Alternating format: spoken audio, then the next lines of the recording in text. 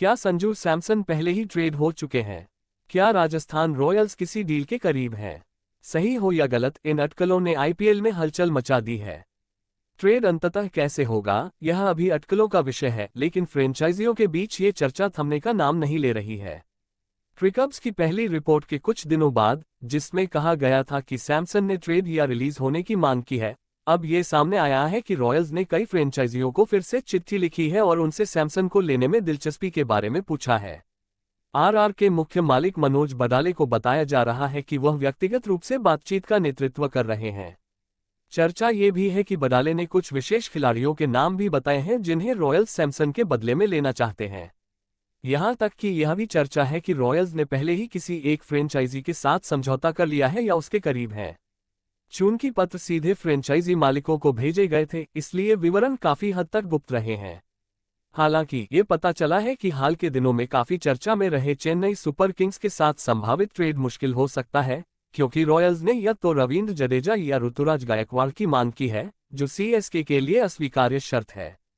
शिवम दुबे का नाम भी कुछ जगहों पर सामने आया है, लेकिन चेन्नई भी इस भारतीय ऑलराउंडर को छोड़ने के लिए तैयार नहीं है। वास्तव में सीएसके के अधिकारी और प्रबंधन किसी भी खिलाड़ी को रिलीज करने के इच्छुक नहीं है।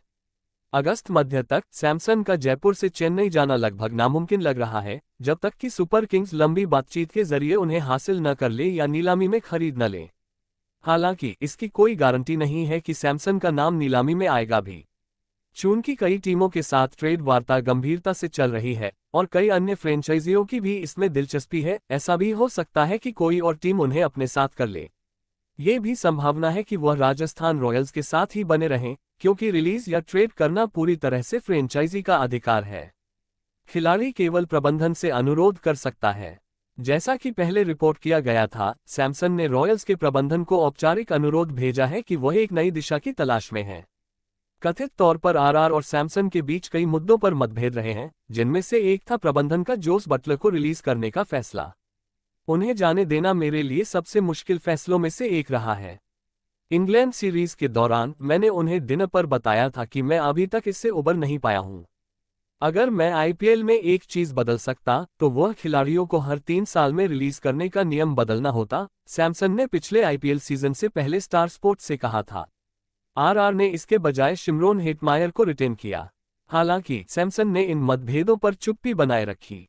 हाल ही में आर अश्विन के साथ एक पॉडकास्ट में उन्होंने कहा कि राजस्थान रॉयल्स का सेटअप उनके लिए बहुत मायने रखता है।